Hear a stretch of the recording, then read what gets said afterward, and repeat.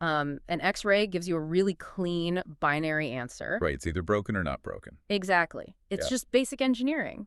You look at that jagged white line, the doctor points right to it, and well, you know exactly what needs fixing. And we totally gravitate toward that kind of medicine. I mean, Mhm. we want our biology to be visible and categorized and, above all, just perfectly predictable. Yeah, but then you step into the world of the female endocrine system, and suddenly that X-ray machine is, like, completely useless. Oh, completely. Because you aren't looking at a simple machine with a broken gear anymore. You're looking at this physiological landscape that is dynamic, constantly shifting, and honestly deeply, almost anxiously responsive to its environment. So, welcome to today's deep dive. Glad to be here. Today, we are skipping the whole diet culture myth thing and the generic wellness advice. We're going straight to the microscopic level to explore the actual biochemical mechanisms of how the food on your plate builds, balances, and clears your hormones. Yeah, the real science of it. Exactly. And we're pulling these insights from a massive research report on nutritional interventions for hormonal homeostasis. Mm. So, okay, let's unpack this. Where do we even begin with a system this complex? I feel like we need to understand how the body even knows what it's supposed to be doing on a random Tuesday morning. Like, what is metabolic sensing? Right, so metabolic sensing is really the foundational concept you have to grasp if you want to understand your hormones. Okay. The female endocrine system, it doesn't just run on a blind, predetermined schedule. The hypothalamic pituitary ovarian axis, the whole communication loop between your brain and your ovaries, it acts as this highly sensitive environmental radar. Or radar. Radar. It's constantly scanning your nutritional intake and asking one fundamental question. Basically, is the world out there safe enough to invest a massive amount of energy into creating a life? Wow. So it's essentially running a constant budget analysis. Yes, exactly. It's a bioenergetic strategy. If the biological answer is no, because there just aren't enough dietary building blocks coming in the system, actively dials down the reproductive processes, To save energy, right? right, to conserve energy for just basic survival. Okay, so I hear phrases like lack of dietary building blocks or crash diet, and I immediately just think of, someone trying to lose a few pounds for summer. But from what you're saying, the hypothalamus interprets that entirely differently. What is your brain actually seeing when you drastically cut calories or restrict fats? Well, it definitely doesn't see a summer vacation. Right. It sees a famine. When energy availability drops, the hypothalamus recognizes scarcity and triggers a massive stress response.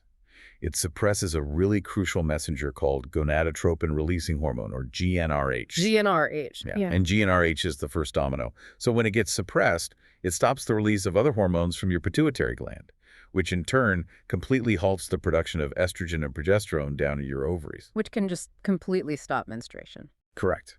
Yeah, leads to a condition called functional hypothalamic amenorrhea. Wow. The body just shuts down the factory because it honestly thinks you are starving in a winter wasteland. And a major player in communicating this whole winter wasteland scenario is a hormone called leptin, right? Which is wild to me because leptin is actually produced by white adipose tissue. Like, your body fat is actively talking to your brain. Yeah, what's fascinating here is how leptin acts as a metabolic green light. It basically tells the hypothalamus, hey, we have enough caloric reserves on board, the environment is abundant, keep the reproductive system online. Wait, hold on. So for decades, we were told by, every magazine on the rack to eat low-fat everything, to aggressively shrink our fat cells. But from a hormonal perspective, if you shrink that fat too much, the leptin signal just disappears, the green light turns red. Exactly. You're cutting the communication line entirely. In extreme dieting, you induce a severe leptin deficiency. That is so counterintuitive to what we've been taught. It really is. Yeah. But it's not just the sheer caloric energy you're missing when you avoid fats. Dietary fats are the mandatory vehicles for absorbing fat-soluble vitamins. Like vitamins A, D, E, and K. Yep, exactly those. So wait, if you eat a massive salad full of nutrients but you use a fat-free dressing, you aren't actually getting those vitamins. Barely any at all. They literally need dietary fat to be incorporated into these tiny droplets called micelles in your intestine. The cells, okay. Right. Otherwise, they just pass right through you. And your endocrine system desperately needs those vitamins. I mean, vitamin D functions more like a master hormone itself, heavily regulating your insulin sensitivity. Oh, wow. And vitamin E protects your sensitive hormone-producing tissues from oxidative damage. If you don't eat fat, your body lacks the enzymatic cofactors it needs to operate. Okay, so we've established that the brain needs the green light from fat to even turn the system on. Let's trace the actual life cycle of a hormone. We've got the signal, but what are we actually making these hormones out of? Well, we are making them out of probably the most misunderstood molecule in the human body, cholesterol. Cholesterol, the very thing we've been told to avoid for like 40 years. The very same. Cholesterol is a 27 carbon lipid molecule, and it is the absolute non-negotiable raw precursor for all steroid hormones. All of them. All of them. Estrogen, progesterone, cortisol, before they're anything else, they are cholesterol. Hey, so my body needs me to eat cholesterol, or does it make its own? I feel like I've heard conflicting things. It's a bit of both.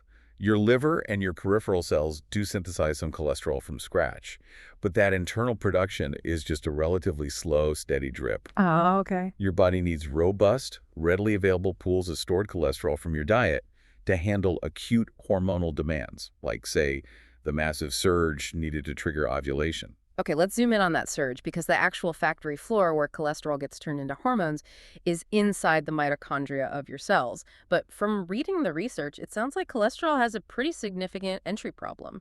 Oh, it really does. Cholesterol is highly hydrophobic, meaning it strongly repels water. Right. And the inside of a cell, the cytoplasm and the space inside the mitochondria, are very watery environments.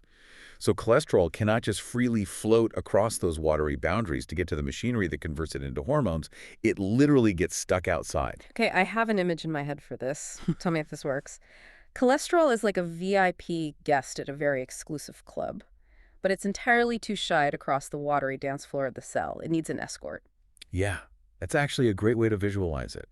And that escort is a highly specialized transporter called the steroidogenic acute regulatory protein, or the STAR A protein. star protein, literally. Literally.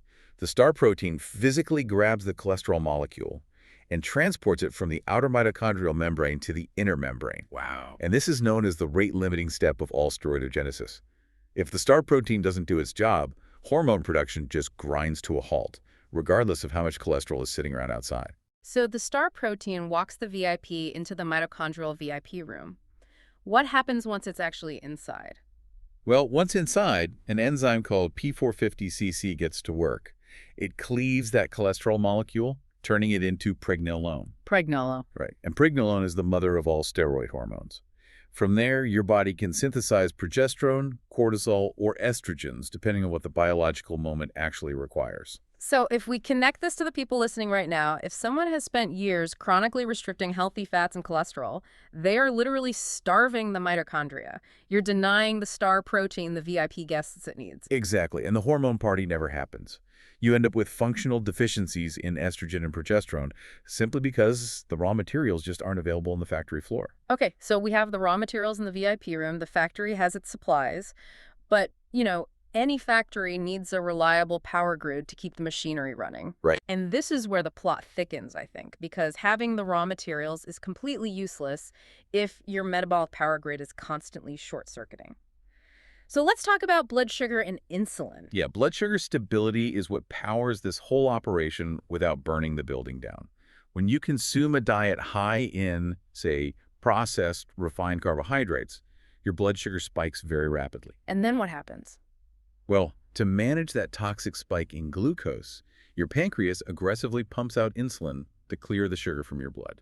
And when you do that over and over, year after year, your cells start to go deaf to the insulin, right? Yeah. Which is insulin resistance. Exactly. So the pancreas just pumps out more and more of it, creating hyperinsulinemia.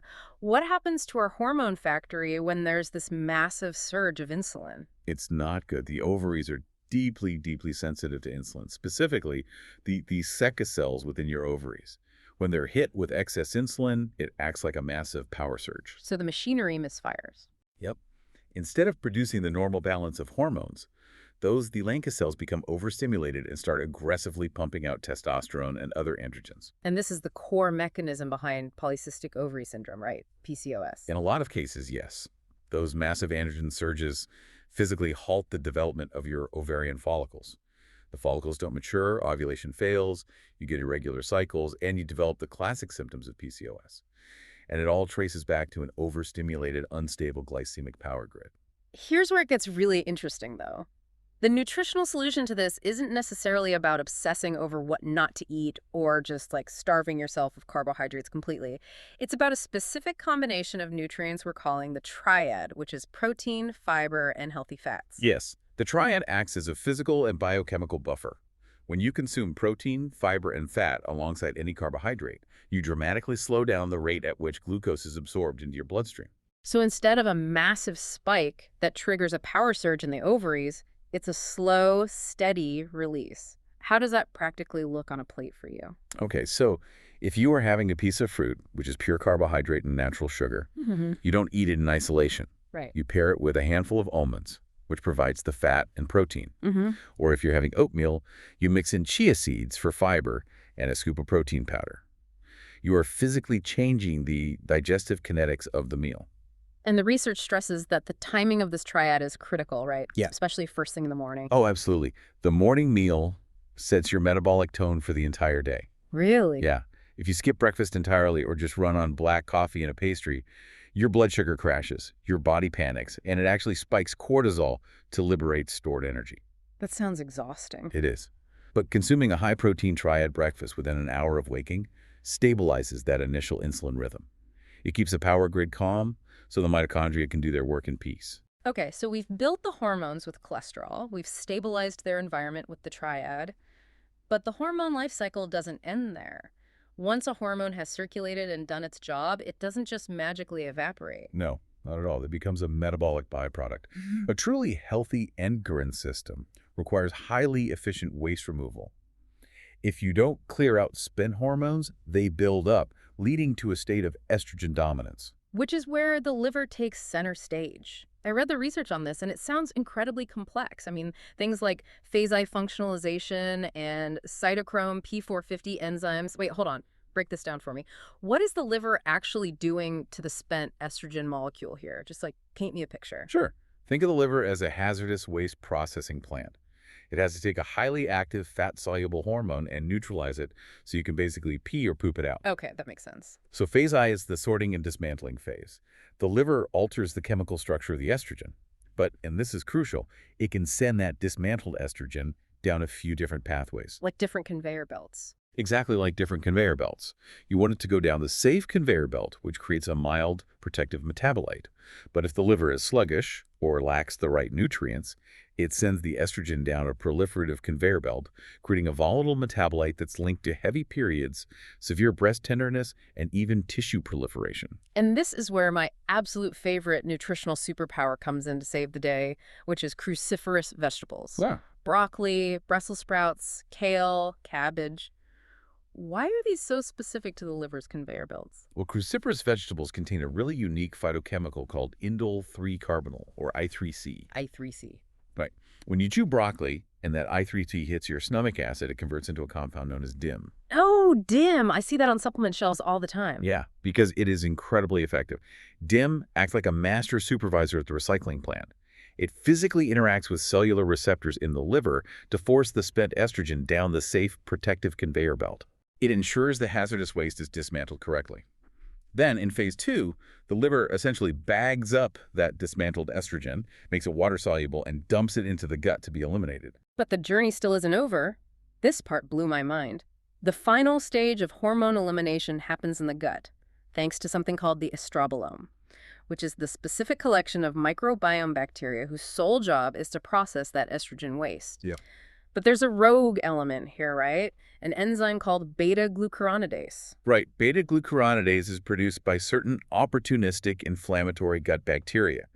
And its job, essentially, is to rip open those nicely packaged trash bags your liver just sent down. It completely uncouples the processed estrogen. Wait, it rips open the trash bag? Why on earth would our bodies do that? Well, it's an evolutionary holdover Right. for times of extreme famine when the body needed to recycle absolutely every possible resource. Oh, I see. But in a modern context, if you have dysbiosis, like an overgrowth of bad bacteria, this enzyme uncouples the estrogen, and the hormone is reabsorbed right back into your bloodstream.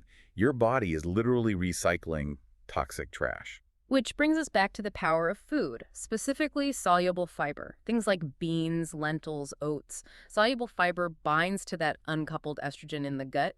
It basically acts as a physical broom, sweeping it out of the body before it can be reabsorbed. That's right. So if you are sitting at home dealing with severe bloating or mood swings from estrogen dominance, it might not be that your ovaries are making too much estrogen. It might just be that your liver and gut are hoarding the old stuff because you aren't eating enough broccoli and beans. For many women, yeah, that is precisely the root cause. Mm. If you lack the DIM from cruciferous vegetables to sort the waste, and you lack the fiber to sweep it out, the old estrogen just recirculates endlessly. You cannot have hormonal balance without daily, efficient bowel movements and solid liver support. All right, so we've mapped the daily life cycle. We are building the hormones with fat, powering the factory with stable blood sugar, and taking out the trash with broccoli and fiber. Let's transition to when things glitch. What about targeted clinical interventions for the acute monthly issues that millions of women just accept as normal? Things like severe PMS and debilitating cramps. Let's start with PMS. Severe premenstrual mood swings, anxiety, and insomnia largely point to a deficiency or a rapid drop in progesterone. Okay. Progesterone is the progestation hormone. It is incredibly calming, it stabilizes the brain, and it facilitates deep sleep. When you have severe PMS, your body is struggling to maintain that progesterone tone in the second half of your cycle. So how do we help the body get more of it? Because the research highlights an incredible synergy between two specific nutrients here, magnesium and vitamin B6. How do they actually work together? They are the ultimate biochemical bridge. Vitamin B6 acts directly on your pituitary gland. It actively lowers elevated levels of a hormone called prolactin. And what does prolactin do? High prolactin can actually inhibit ovulation and shut down progesterone production prematurely. So B6 steps in and keeps the system running. Okay, and what about magnesium? I know it's a relaxant, but what is it doing specifically to the hormones? Magnesium calms the central nervous system and regulates the adrenal axis. Here is the key mechanism. When you are highly stressed, your body prioritizes survival over reproduction. It will literally steal the biochemical precursors meant to make progesterone and divert them to make cortisol, your stress hormone. Oh, wow. We call it the cortisol steal. Magnesium lowers that overall stress response, reducing the cortisol demand, which then allows your body to finally use its raw materials to build the calming progesterone you actually need. The clinical results on this are just staggering. The research shows that combining magnesium and vitamin B6 led to a 59% drop in total PMS symptom scores. I'm talking anxiety, depression, breast pain, and all within just 2 menstrual cycles. It is a phenomenal outcome because you aren't just, masking a headache. You are giving the biological machinery exactly what it needs to correct the imbalance. And we see a very similar mathematical reality when we look at primary dysmenorrhea. Primary dysmenorrhea, the medical term for severe menstrual cramps. Let's talk about cramps because I think most people assume they're just the inevitable punishment of having a uterus. But it actually comes down to inflammation and cellular messengers called prostaglandins, right? Yes, exactly. The pain you feel during a cramp is largely mediated by prostaglandins. These are lipid compounds synthesized directly from the fatty acids that make up your cell membranes. And there are 2 main competing types we need to look at, Series 2 and Series 3. Let's look at Series 2 first. What do those do? Well, Series 2 prostaglandins are derived from omega-6 fatty acids, which are highly concentrated in industrial seed oils, processed foods, and conventional meats. They are highly pro-inflammatory. So they cause pain. Big time. When released, they cause severe, intense uterine contractions and vasoconstriction. They literally cut off blood flow to the uterus, which causes that deep ischemic pain. It's essentially a muscle suffocating. That sounds horrific. But then you have the opposing force, the Series 3 prostaglandins. And these are derived from omega-3 fatty acids, right? The kind you find in wild-caught salmon, sardines, walnuts, and flax seeds. Right. And Series 3 prostaglandins are anti-inflammatory. They promote vasodilation. They open up the blood vessels, bring oxygen to the tissue, and dramatically reduce the intensity of those contractions. So what does this all mean for someone sitting at home dreading their cycle every month? You're saying debilitating cramps aren't always just a miserable lottery ticket. This raises an important question, right? No, they are often the result of a very specific math problem in your cell membranes. If your diet is heavily skewed toward processed foods, your omega-6 to omega-3 ratio is completely unbalanced. Right, makes sense.